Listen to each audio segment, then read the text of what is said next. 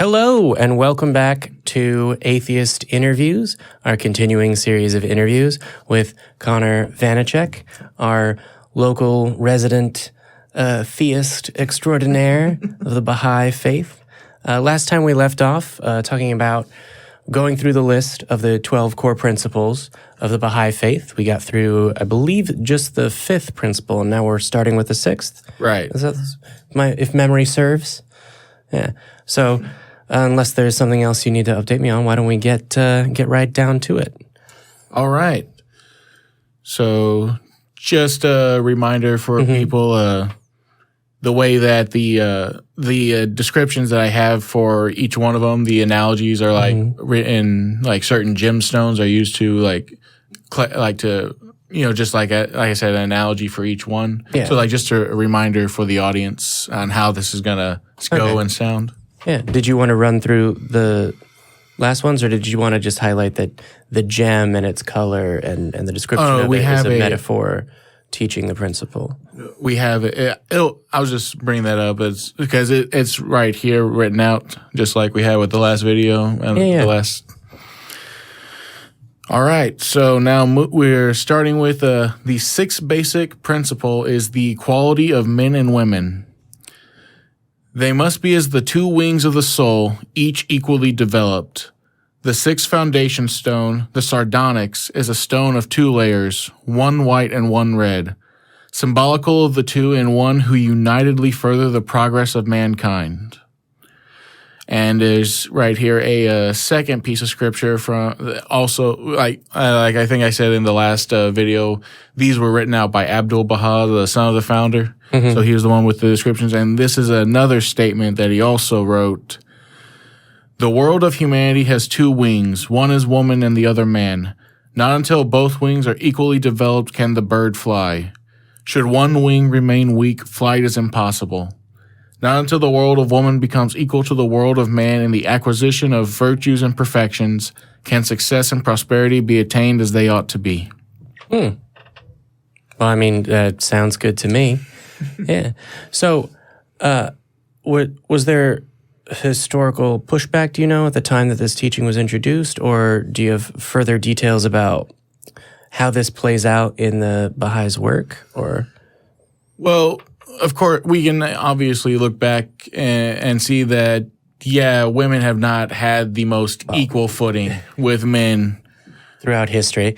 As far as we can tell, like even back before Baha'u'llah started his ministry in regards to how the Baha'i faith views it, when his predecessor, the Bab, was still engaged with his ministry, and especially when he was in prison while doing it, there was a group. It was called the Conference of Badasht or Badasht, Persian city place. Yeah, and I'm not going to correct you on your pronunciation here.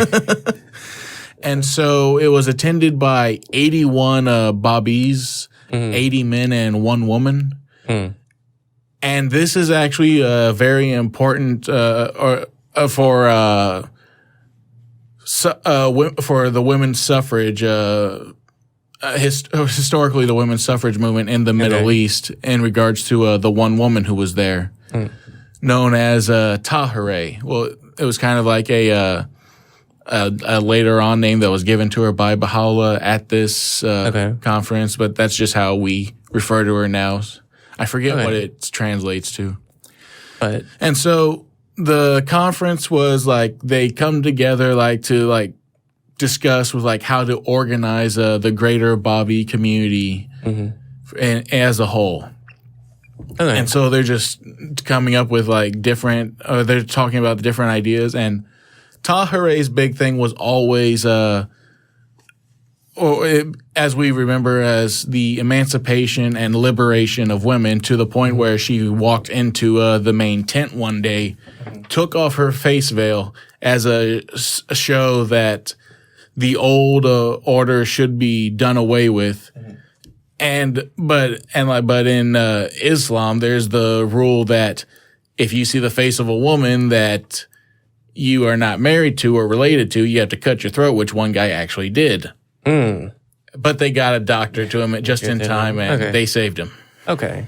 Well, cool. That's very dramatic. I mean, you say important to the women's suffrage movement. Do you say just in Persia or across the Middle East? Like there might be. I do know there's at least one statue somewhere on that side of the world. Like she like at least one, hopefully. At least one that I've heard of. But yeah, she is like the number one symbol for women's suffrage in that section, in that region of the world. Yeah, which I think is particularly poignant given, I suppose, slightly less than recent struggles in Iran with laws about head coverings in particular. But yeah, well, it's interesting to know that did she later join the Baha'i faith proper, or no, she was assassinated. So the thing with the way her life went is that I think it was also her uncle that became a Babi along with her, and I think he was caught up in the mass executions. And I think it was a lot of her family like blamed her for getting him involved.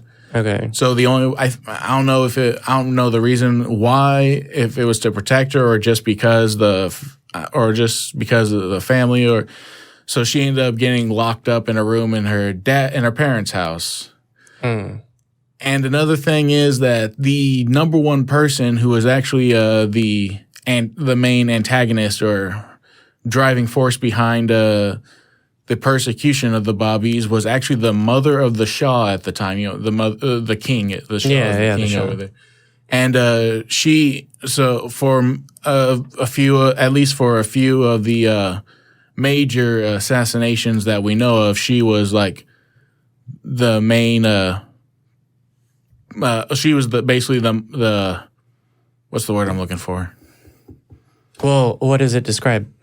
Like she was the one that's like pushing it. Like it was her ideas to go through with it, like organizing to organize the Babi community. No. I'm talking about the mother of the Shah organizing the mass executions, assassinations and executions. Okay, so she was the driving force behind the oppression of the Babi community at the time. Yeah, and she was like, and for specific ones, like when she tried to get Baha'u'llah poisoned in his food, and he didn't eat it. Same thing with she sent someone to strangle Tahereh.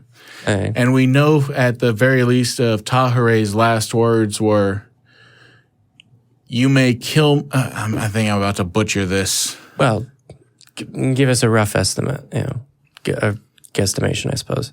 "You may kill me, but you will never stop the emancipation of women." Thankfully, those are true words. Yeah. Well, it's interesting to note that there's a figure in women's emancipation globally tied up in the history of your religion. I didn't know that. Well, I mean, there are some others. I've heard of. I think I've got a couple more that are related to, or that are American, or I guess just Western in general, that are more recent, but they would be actual Baha'is. Okay. The one I heard, the one I'm most familiar with, in the early 1900s. This is when Abdul Baha was still alive, and I think I don't remember exactly what the decade was. So. Phoebe Hearst, I think she was maybe the mother or stepmother of maybe the mother of William Randolph Hearst, the owner of the newspaper. Yeah. Now, the thing was, she married a rich guy initially, and instead of giving the money to William Randolph Hearst, his father just gave her all the money, so he had to go make his own money. So she started building her own fame and celebrity at a point. And then, but she didn't just do it based off of money she had. She also built it by being an important figure, leading the way for, or at least trying to work for the improvement and equality of women in the country, in the U.S. at the time. And so she had plenty of backing behind her own personal backing to really push forward that agenda.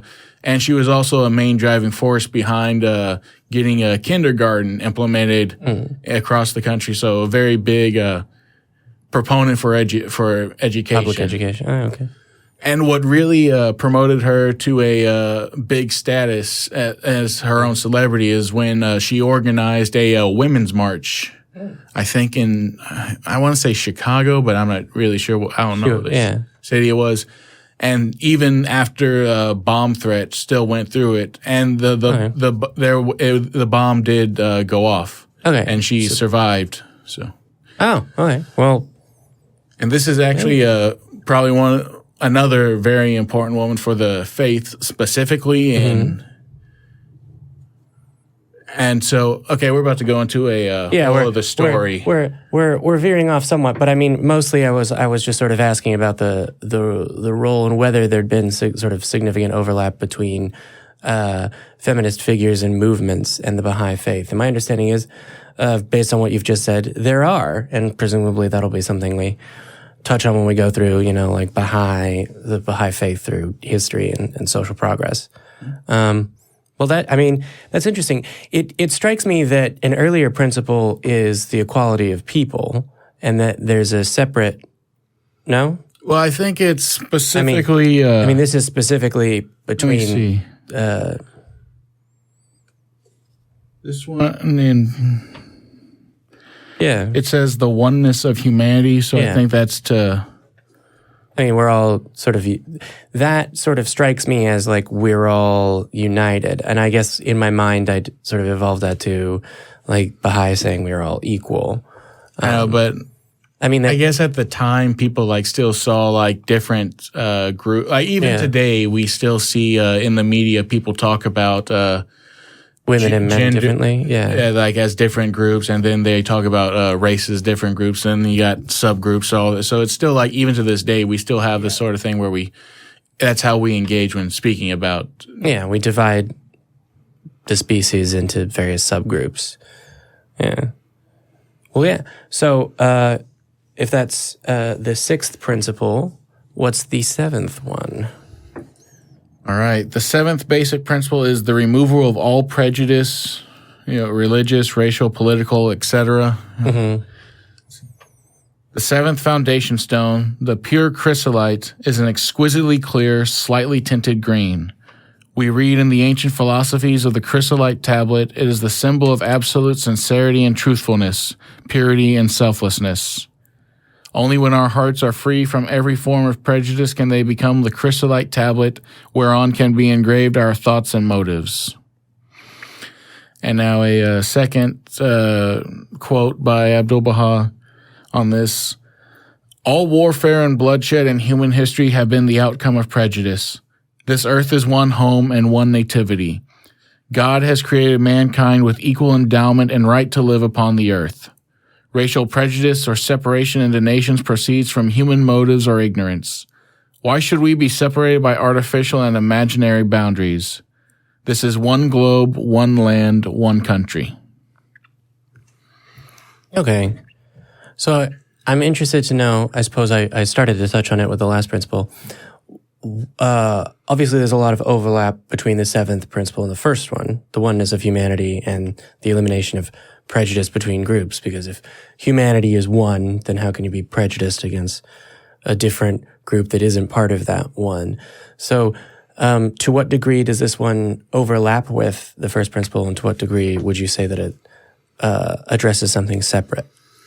Well, one thing that studying the writings of the faith, like at certain times it can have like the general rule, and other times it can get like into more specifics. Okay. So I'm trying to figure out a good way to phrase this.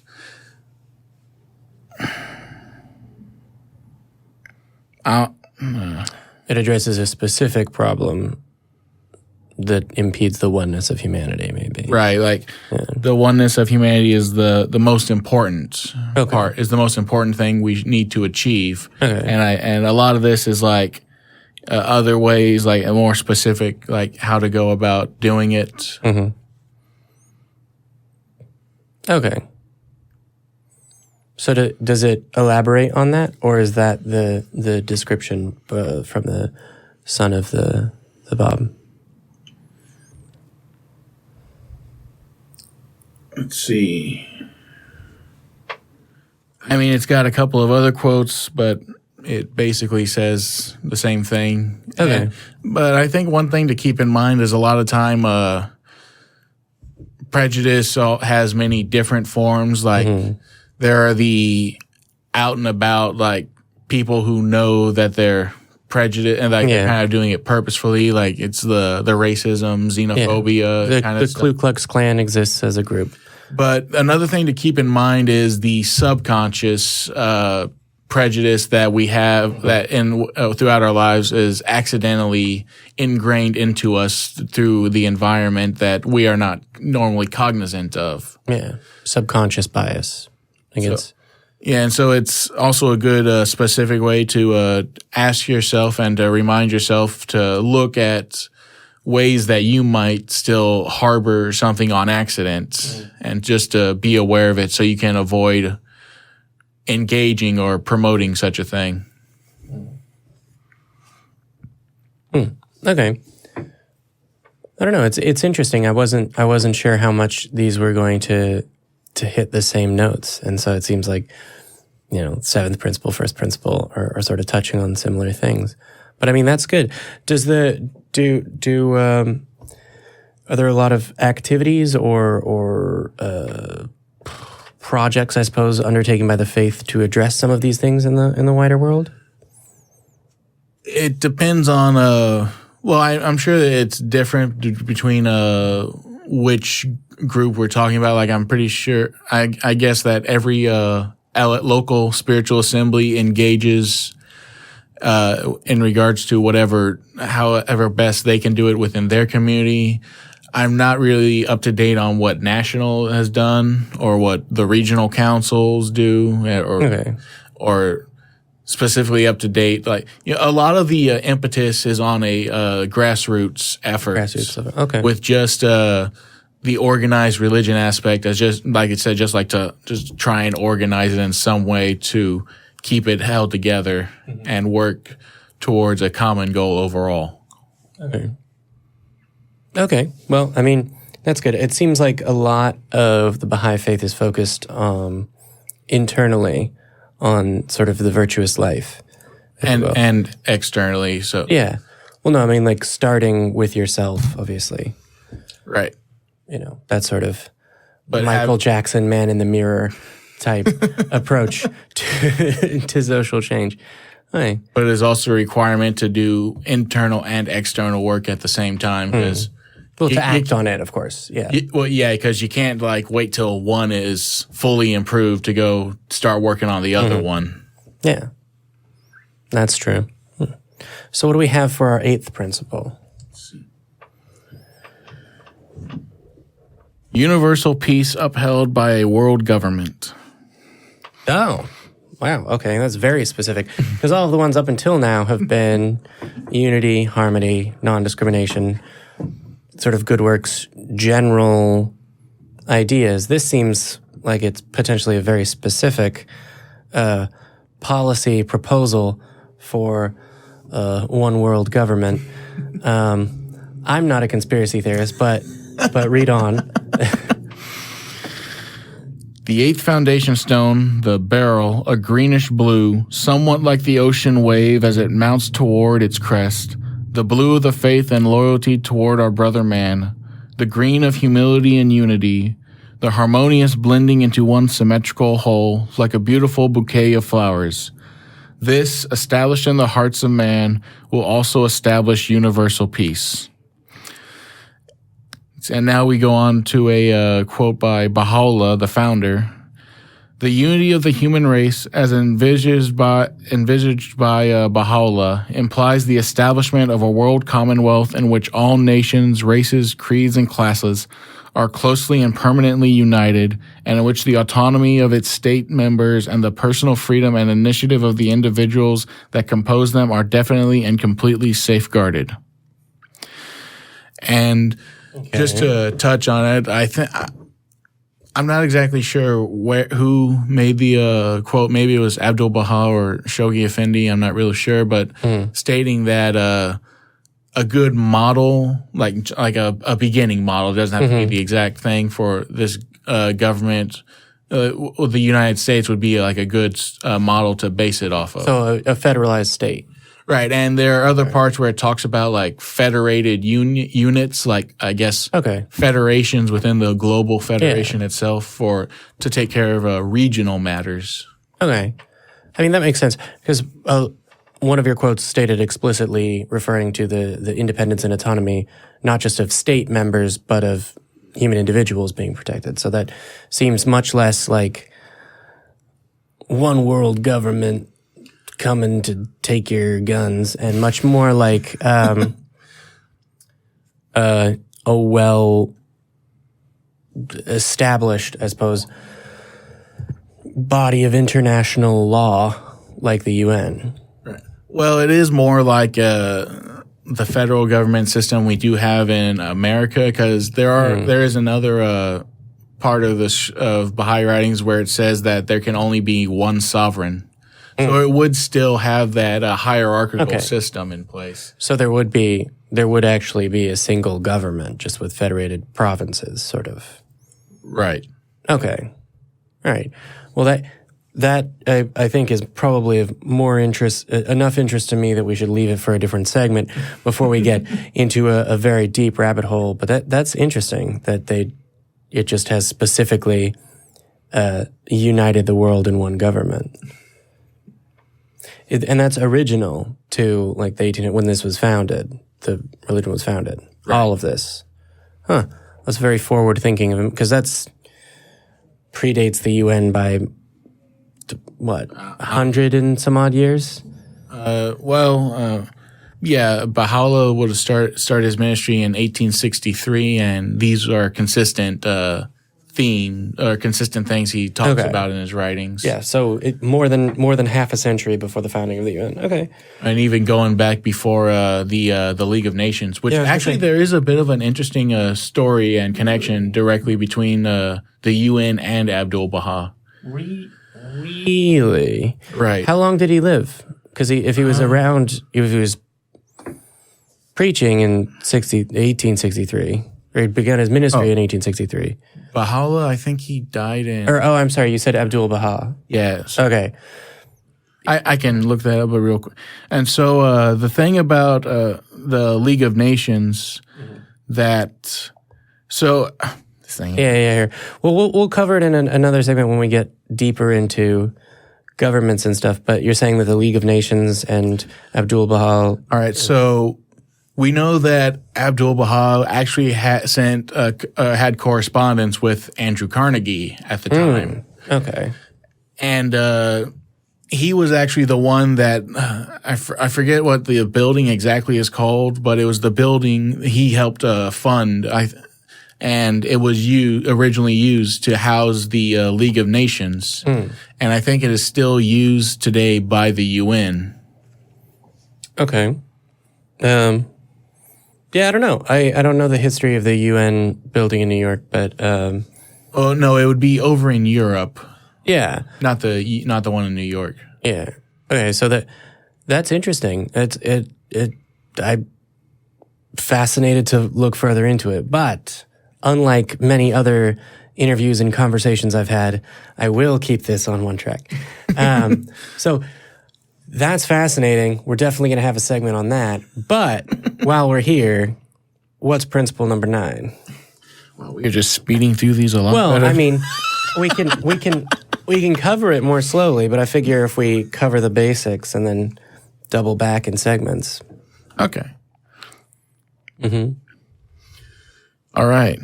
The 9th basic principle is universal compulsory education. You know, we already kind of have like similar things like truancy laws and stuff like that in this country.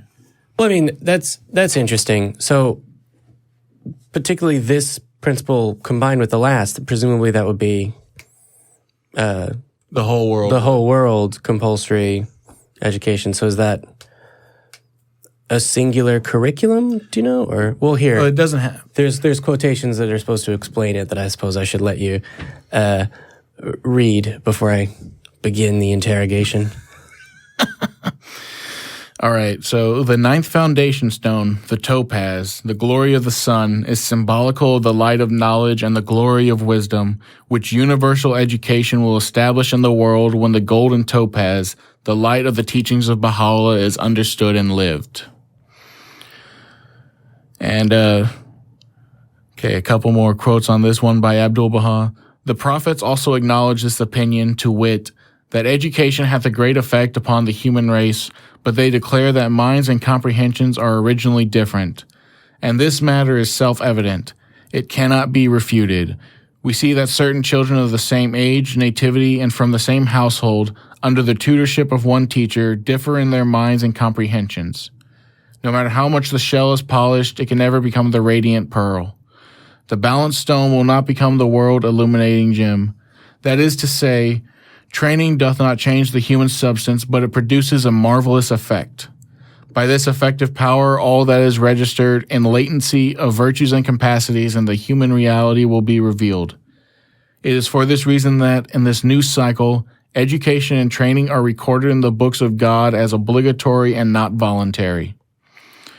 And the next quote by Baha'u'llah is, "Man is the supreme talisman. Lack of a proper education hath, however, deprived him of that which he doth inherently possess." Okay. So then, quick side note, because the second to last quotation you read was the teachings of God, right? Which, well, I suppose when we double back and talk about the principles of divine ideas and whether or not there's a deity again, we can touch on that. But what I find interesting is there a clear indication of what they thought the curriculum would be for this? Because presumably it includes the teachings of the Baha'i Faith. It doesn't necessarily have to be the Baha'i Faith specifically. It has. One could say that the teaching of virtues in themselves would be an acceptable way to do it. Like, all right, so there is this program for junior youth, middle school aged individuals, and it's not just for Baha'i from individuals from Baha'i families. So one thing that I have heard from others is that they can take the curriculum and make it they can make an irreligious version out of it so that it can apply to non-Baha'is as well. Okay. I mean, virtues, principles, and that. But one of the things that I found interesting in the I think it was the second quotation because you read 4, was that it began talking about multiple pupils from the same teacher come away with different understandings, right? And it talks about that as an imperfection, and that the shell, no matter how much it's polished, cannot be the pearl, which leads me to interpret that as a sort of statement of, well, you can teach people, but they will not learn perfectly the one way to think through these things. I'm not exactly sure. I mean, going to to me, it's more like everyone is different. So you can't expect everyone to come out the exact same way. Yeah. So that's why I would go into like the differences of people. Well, I mean, presumably, though, it talks about the polishing of a shell not being a pearl. And if we're using metaphors for gems, the pearl would be the thing that you would aim for, right? I mean, we still have at the very end here where it talks about how it doesn't change the human substance as a whole, but it does have a marvelous effect to help us so that we can improve. Yeah.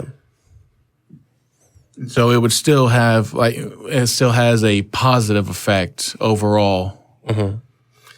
And going back to your previous question about like what like the quote unquote curriculum would be. Yeah. So we already and this is like. I mean, I'm not assuming they wrote lesson plans or anything. But no, there is some generalized stuff like children should be taught in the sciences and arts and crafts. Especially arts are highly important, especially now that we can see with the neuroscience, how it. Like, let's take the effect of music on the brain, learning music, and so.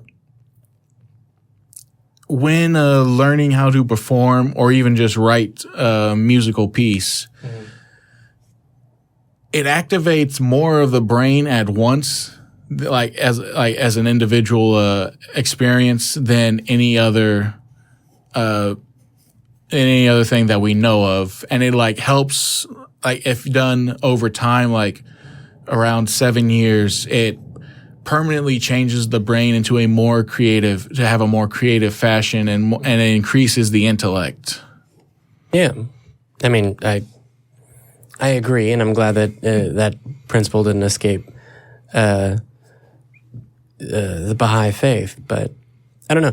It's an interesting concept of trying to have like one sort of unified education. I mean, system, sure. The technological, the I suppose logistical problems there, or trying to have one education system in the United States is difficult. But the curriculum idea is interesting to me. Well, it's not necessarily that one down to the last detail curriculum for everyone. Like, I think that like a lot of let's take Europe for example. They have on average have a better education system than the U.S. does, but I think they still like tailor it to their own local populations, or at least within states. Well, I mean, they don't have a unified curriculum across borders, which is sort of interesting and has led them into problems of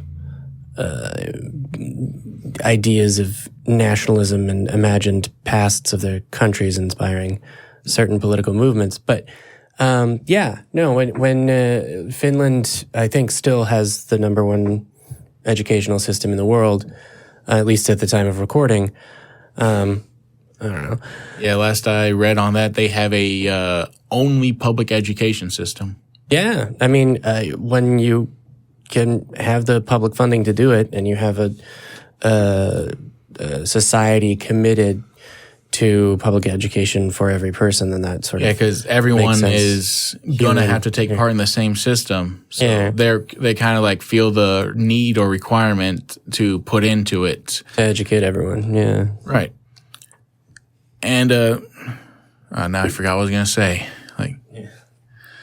Like also going into like other parts of Baha'i scripture where it says like it is imperative for the community as a whole to come together to pay for the education of. So that can also be extended to like supporting of like a whole public education system at every level can easily be supported. And this was when all this was coming out at a time when it was preferential, like if you could, to only send boys to school. Yeah. Well, you mean, you said his ministry was 1863 is when it started, right? So these principles are. And so another part in it, like because the initial society that this was all taking part in, because like. Well, even to this day, we still have the issue where people still only view women as like being in the home and taking care of the family. So even going back on to that idea is like that. All right. So the part of the scripture that I'm referencing here is where it says that if you have two children, a boy and a girl, and you can only pay for one of them, it is imperative that you send the girl, because she will most likely end up being the one who raises the kids, and then she will be the first teacher for them and will be the most important one in their both in guiding them. Okay, and that's in Baha'i scriptures? Right. Okay. But that's only if you're an individual family that has to pay for a school by yourself. Okay. Yeah, but so the Baha'i scriptures also call for the community coming together to pay for everyone's education. Right. So it's interesting that they have but just in case that doesn't work, Or in case you're not able to. Yeah, gender specific, yeah. Because like we've already been talking about, there's always been the historical disadvantage for women, and how one of the, I think it's like the fourth most important thing for climate change work. I think this came out, I forget, maybe it was the UN that came out with the IPCC, where they said the education of women and girls is the fourth most important thing to help fight climate change. I forget the exact reasoning why. Well, so it's the surefire way out of poverty for a country, right? It's sort of there's a recent Neil deGrasse Tyson quote that captures the idea specifically, but basically it's when you become gender blind, and if you look gender blind at a society as, look, there's a bunch of people and half of them are afforded different ability or lesser opportunities in education, in business, in making personal decisions about their life, then of course your society suffers entirely. Right. It's one of the things that doesn't really get pointed to that needs to be pointed to in the post-World War II United States boom is like, oh yeah, women could have jobs then. It's sort of amazing, like how clear a pathway it is. It's the education and empowerment of women, right? Has been seen as successful everywhere in the world. And then also when you give women control of their own body, then they don't have more children than they can support. Or at least just a proper sex education system that shows a reduction in STD rates and unwanted pregnancies across in the areas and states that have it. Well, like the less abstinence education you have, like the better results are. Yeah, well, that's true. But I mean, part of the problems in sex education in more impoverished countries go deeper than that. Yeah, in this country, we have those problems as well. For us, teen pregnancy is a problem. But again, we don't have people unable to not have like 5 children when they don't want to.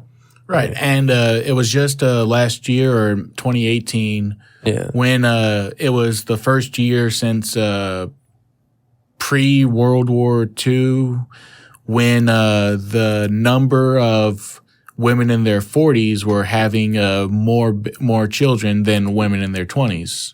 And it's more like just how much it's dropped for women in their 20s. But it's still like technically more. Yeah.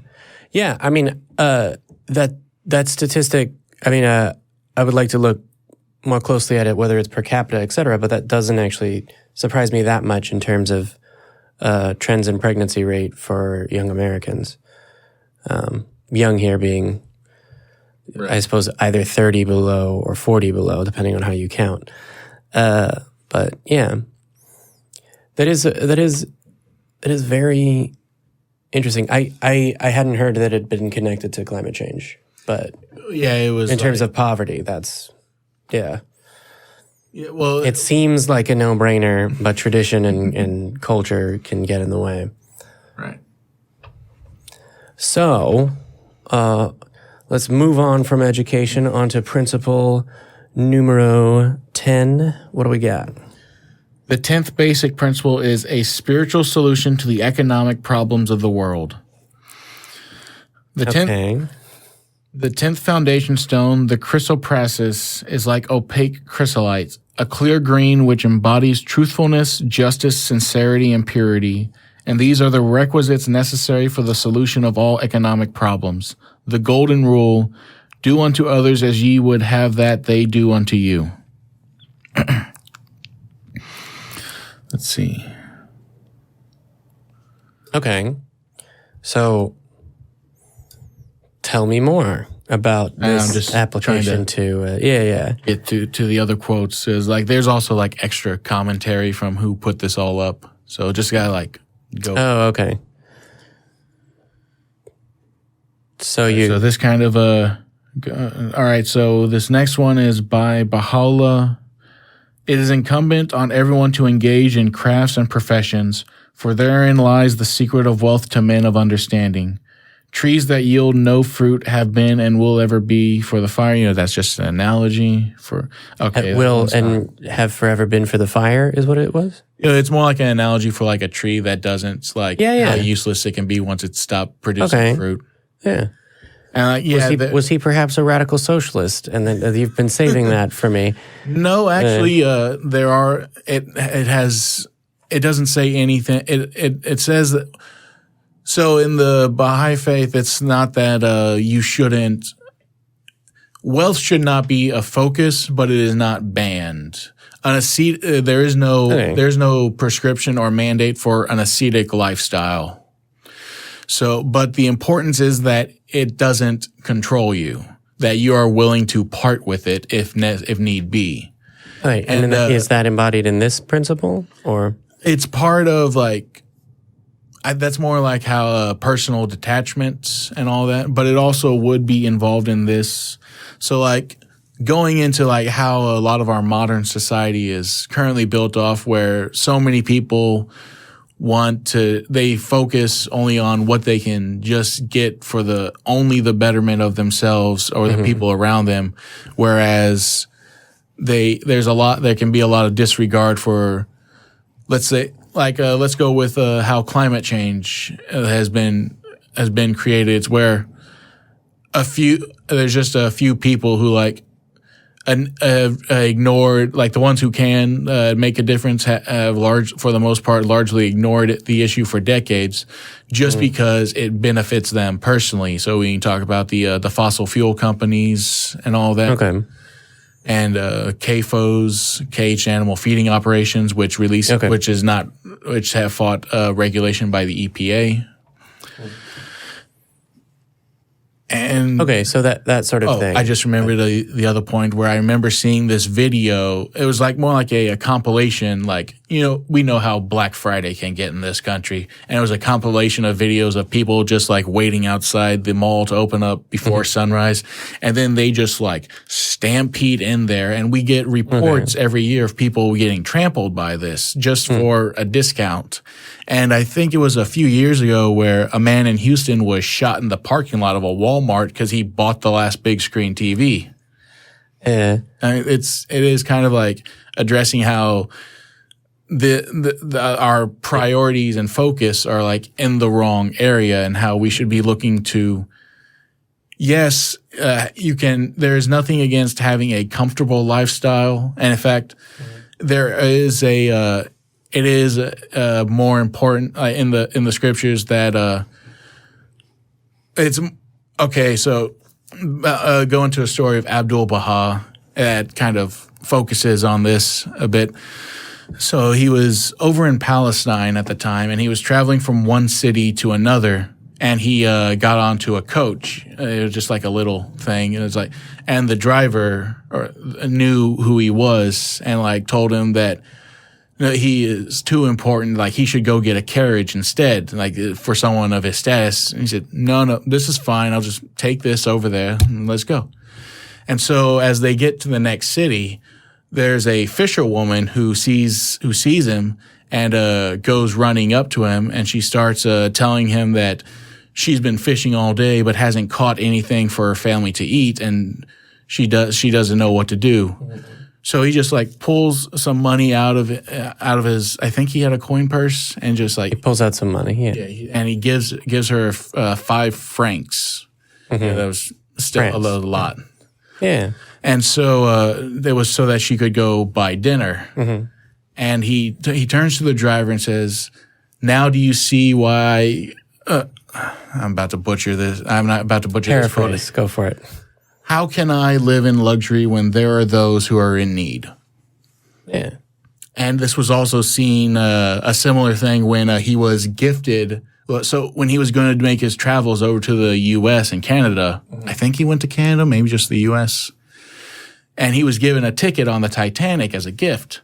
And it was the expensive, luxurious one at the time. And he said, no, let's just sell it and go buy a ticket on a cheaper ship, and then give the rest of the money to the people who need it.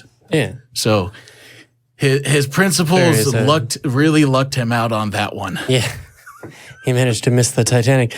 Yeah. Well, no, I can see the altruistic spirit that you're highlighting here. Can you read the specific words of the principle again? Because it sort of sounded like It was offering a solution for global poverty. The 10th foundation stone, the chrysoprasus, like the opaque chrysolite, a clear green which embodies truthfulness, justice, sincerity, and purity. And these are the requisites necessary for the solution of all economic problems. The golden rule, do unto others as ye would have that they do unto you. Okay, so it sounds to me like that is saying if we take care of each other, we won't have economic problems. Right, Sort of. and it does actually go, there are other parts of scripture where it goes into like a little bit with how like some running, like to run a business, a couple of models for that, and then there's like some on tax policy a little bit as well. Okay, so they do get into specifics of policy. Right, and so I think this one, the two on like how to run a business or like a advised way to do it, were questions asked by Abdul Baha, and as one person was asking him about a minimum wage, and he said a minimum wage won't be necessary when everyone that works in the business are treated as equal partners. So kind of like the co-op model where everyone is equal in status. But if that is, it's not but that is one way. Another way, like if they don't want to go to a co-op model or the person still wants to own their business, then it is recommended to give. Okay, so you have the people who own the company as individuals, and then you have the workforce as a group entirely. Not like they're just treated as a single group in this next model. Whereas a group of people who will currently work at their they will own a fifth of the company. So to have a say and after getting a basic wage, then have extra money from profit put on from that 20% added on top. Okay. And now going into the tax policy, I forget who said it. But it goes into it's a lot. It basically prescribes a progressive tax policy with a top marginal tax rate, where it says that it's based on whether or not a man can meet his needs with what he produces. Okay. So, like I said earlier, like arts and different crafts and specific professions, if you can make a job out of it, then it's okay. You're actually engaging in some type of work. Now we get into the question, like, does it provide enough for you as itself? So then this is where it gets into, if a man works but cannot provide enough for his needs, then it is the government must essentially like give him some money to like just make up for it, for that amount, for however much he didn't meet his requirements based off of. And then for anyone who produces enough to meet their needs, no taxes are necessary on them, like just equal out for them. And anyone who produces more than their needs should have, are the ones to add the tax onto, and the more it goes up, like just add on a little bit. And so we see, at least in the more historical part of the U.S., where that was kind of like the model and like the base tax policy, not current. Oh, you're talking about a progressive tax system and a social safety net being the model. Right, and top marginal tax rate. Yeah. Okay. Yeah, that's interesting. Again, quite a rabbit hole to get lost in. But yeah, so do you have anything more to add on the 10th principle before we move on to the 11th? Let's see. Another quote by Abdul Baha is broken up into two different segments here. The fundamentals of the whole economic structure are divine in nature and are associated with the world of the heart and spirit. Now, the next quote on it.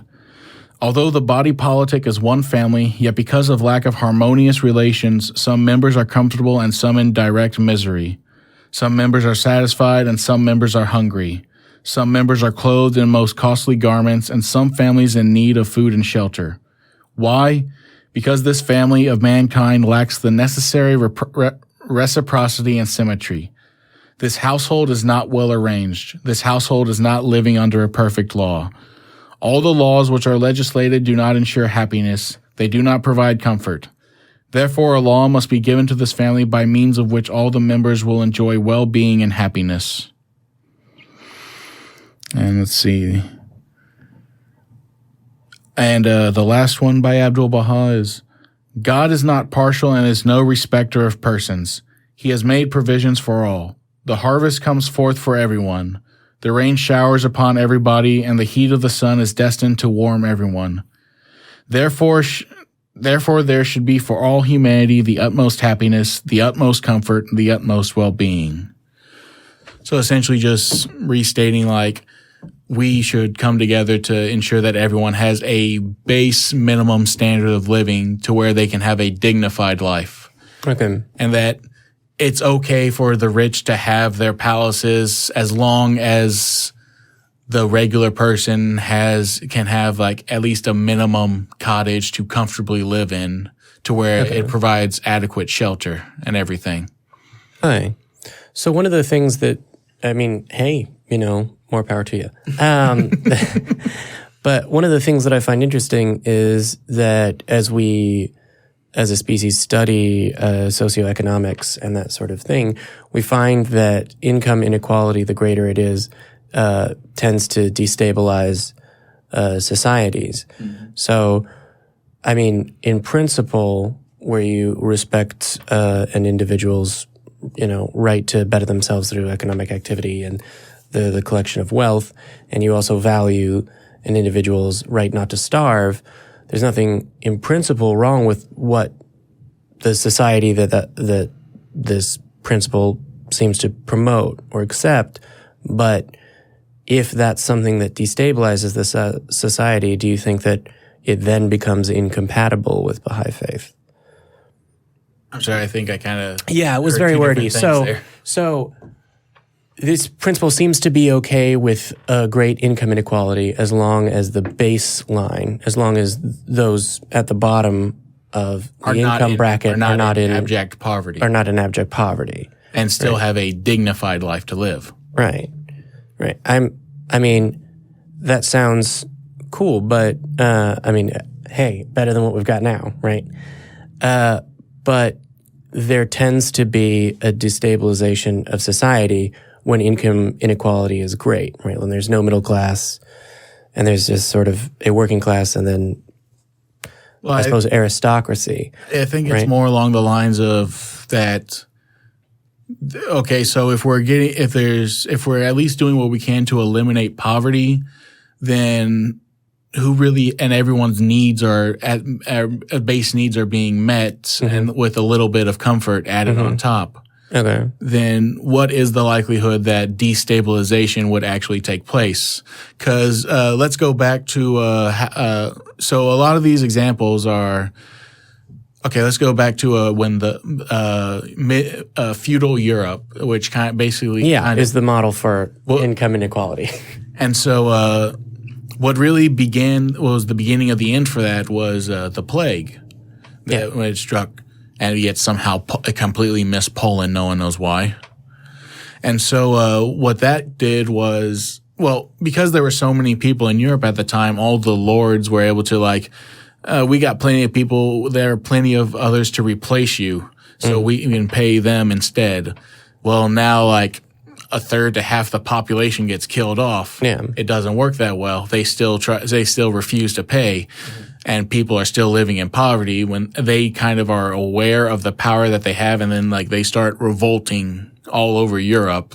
People's revolts take place. Mm-hmm. And even still with the last century, where we had all the communist revolts, were based on an elite that took advantage and exploited its people to such a degree that they couldn't meet their basic livelihoods, and they came to such desperation that they went to such an extreme far end. And in violent revolts across the world. You're talking about the various revolutions in communist revolution in the 20th century. Yeah, so in Russia and China and the various, and even the French Revolution when it took place. Right. Very different century, but yeah, okay. So that tends to be the social conditions that produce a revolution. Yeah, but yeah, I think it's good to want the elimination of poverty, basically, which seems to be what that's hinting at. So, and it was just earlier today I was reading an article where it said, like in America we have the minimum wage, whereas other developed countries they just have strong unions. Yeah, and so that's why they don't have a minimum wage over there because they don't need a bandage when they have a healthy leg. Right. And so what the study was over was looking at how just raising the minimum wage by $1 would create a significant decrease in suicide rates in this country. Yeah. And they can now study it by how certain localities and states have over the years actually been raising it up for the last couple of years now, and others that have just stayed at the federal minimum. Mm-hmm. Yeah. Well, no, I mean, that is another aspect of income inequality is you get a greater instance of mental health issues when there's a greater income inequality in a country, which is interesting and needs more study. But yeah, no, I mean, I find this largely unobjectionable. So, which makes it harder for me to ask you questions about it. But yeah, is there anything else you wanted to sort of underline on Baha'i socioeconomics, I guess, before we move on to the next principle? I think that is all I have at the moment for that. All right, cool. Well, no backsies. Now, what do we have? What is the 11th founding principle of the faith? The 11th basic principle is a universal auxiliary language. The 11th foundation stone, the jacinth or jacinth, Jacinth, not sure how it's pronounced, is somewhat like the jasper, rose red, the universal color, the hue of the heart. A race can only understand the heart of another when it can speak the same language. Now, another quote by Abdu'l-Baha, "In all the world there is nothing more important than to be understood by your fellow men, for upon this depends the progress of civilization itself." All right. And so it's more like talking about like not to get rid of all but one language, but like to teach everyone like a common language. Yeah. While still. So lucky for you, universal second language, which is the phrase I've learned about, or universal auxiliary language, is a concept that I'm in favor of and very familiar with. But I didn't mean to interrupt your explanation. It's just of to clarify for the audience. No, we're not trying to get rid of your native language. Yeah. Which is the objection, which is like, why should one country, people, histories, language be spoken everywhere? Why should there be only one? A nationalized, a lingua franca that's specific to or has origins in one nation, right? Or there only be one language. If everyone had a second language that was common, like Esperanto, which is the universal auxiliary language that I would think we should just go for. I don't know. So far, English is the most common first and second language, making it the most commonly spoken language in the world at the moment. I was going to say, we'll see how Mandarin does after China takes over the world. But it already is number 2. It helps when your population is that large. But yeah, but I mean, you get into the sort of interesting sort of cultural thing where it's, okay, well, I speak one language, but the rest of the world speaks two so that they can understand me and each other. Yeah, and another thing about this, it does specify, like, it is up to us as a global society to come together and figure this out. So there are 2 options. Either we can choose one that's already established, or we can make up another one for everyone to speak. Yeah, like Esperanto, which was designed to be easy to learn. But yeah, so does it have more to say on let's see. I mean, I'm just there's a couple of longer quotes on here by Abdu'l-Baha, just trying to skim them real quick before going into it. Hey. All right, so that first quote, only think how the international language will facilitate intercommunication among all the nations of the earth. Half of our lives are consumed in acquiring a knowledge of language, for in this enlightened age, every man who hopes to travel in Asia and Africa and Europe must learn several languages, in order that he may converse with their peoples. But no sooner does he acquire one language than another is needed. Thus one's whole life may be passed in acquiring those languages which are a hindrance to international communication. The international language frees humanity from all these problems. And now the next one. Oneness of language will transform mankind into one world, remove religious misunderstandings, and unite East and West in the spirit of brotherhood and love. Oneness of language will change this world from many families into one family. This auxiliary international language will gather the nations under one standard, as if the 5 continents of the world had become one, for then mutual interchange of thought will be possible for all. It will remove ignorance and superstition, since each child of whatever race or nation can pursue his studies in science and art, needing but 2 languages, his own and the international. The world of matter will become the expression of the world of mind. Then discoveries will be revealed, inventions will multiply, the sciences advance by leaps and bounds, the scientific culture of the earth will develop along broader lines. Then the nations will be enabled to utilize the latest and best thought, because expressed in the international language. Bit of a mouthful there. Bit of a mouthful. Yeah. And lengthy, but yeah, I mean, it highlights all the benefits of having a common second language, right?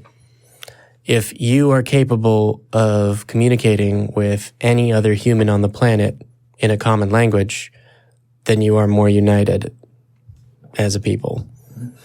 Oh, I just remembered an episode of Doctor Who, kind of like...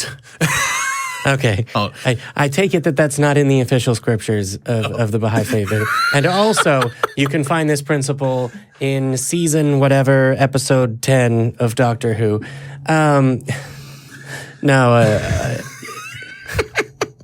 So there's an episode of Doctor Who. Yeah. And so the episode was, they go back to... when Rome was, so it was the 12th Doctor, and it was when, I think it was Clara was his, companion. Mm-hmm. Maybe it was, the one after her. But basically they go back to, Scotland or basically, Britain when it was at the time of the Romans. And, what they were finding was, now, the thing about being able to, how they can speak with anyone in the show is like, because once you go in the TARDIS, you like it connects with you, and like it'll just automatically translate everything for you. Mm-hmm. And so, but they're going, and it's just a squad of like maybe 8 to 10 Roman soldiers. They're fighting with these local a Celtic village, and so. And then, there's also the alien threat that they're not really, the Romans aren't aware of, but like the Celts are, they're kind of like aware, like, hey, you got to go into that cave. So we got to send someone to that cave to fight every so often to stop them from coming through. Because there's aliens coming through the cave. An extra dimensional creature. Okay.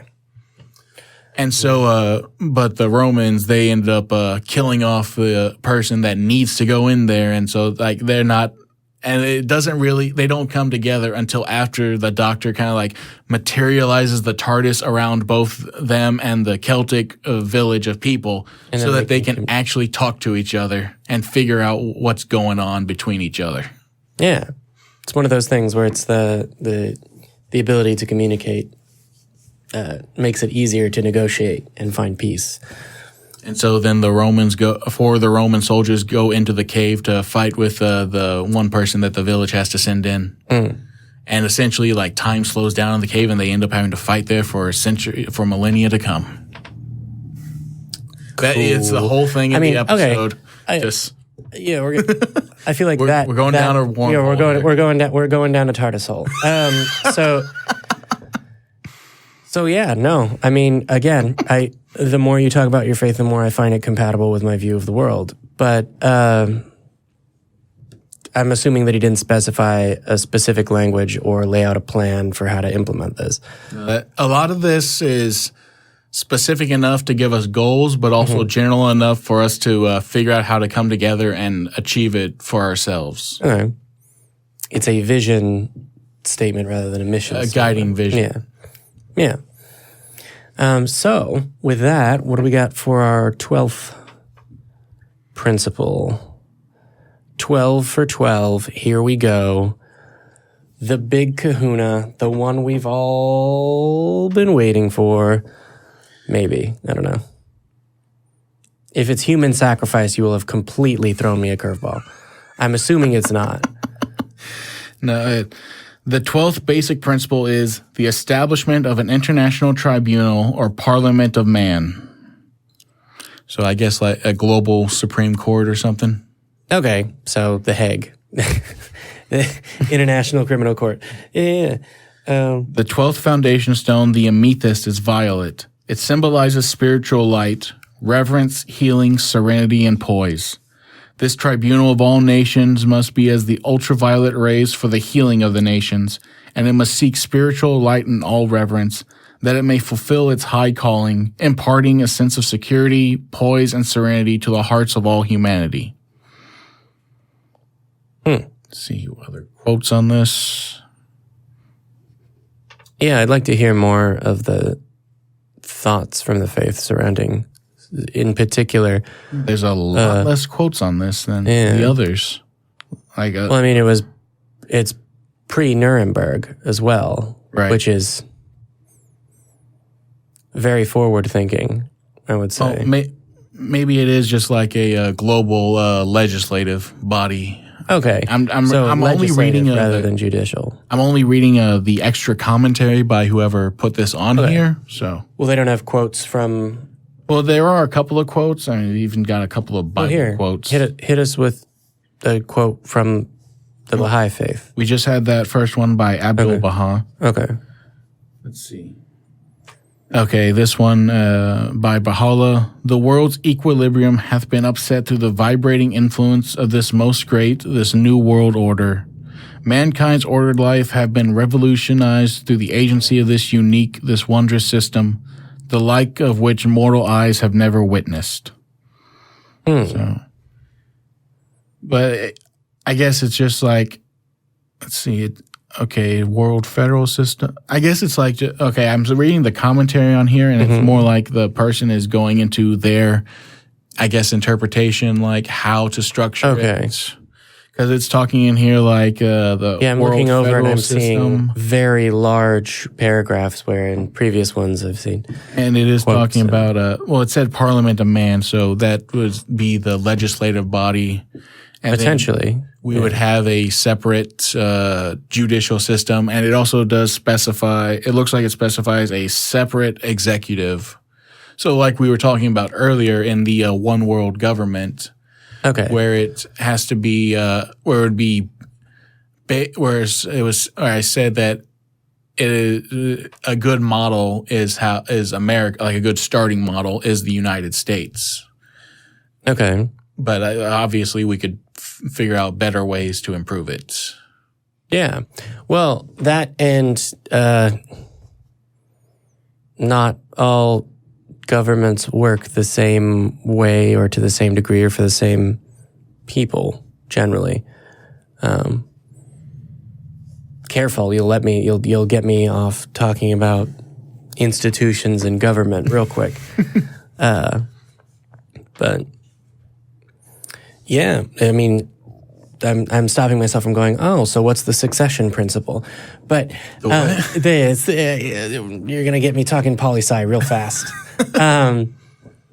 So that's interesting that it seems like multiple parts of this are about uniting the world specifically, not just in terms of like a common pursuit of man, but with somewhat specific proposals for a single sort of federated world state, what appears to be an international court of justice and a singular auxiliary language, which is more specific real world policy proposals from religious doctrine than I think I've encountered in any religion I've heard of at all.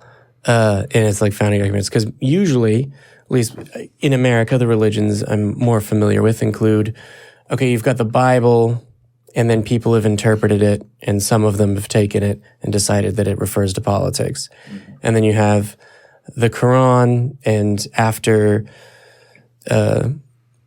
imperialism and colonialism, there's this sort of bastard child of one universal Sharia that's been applied, but you need fatwas and rulings by Islamic judges to interpret it in what the way should be.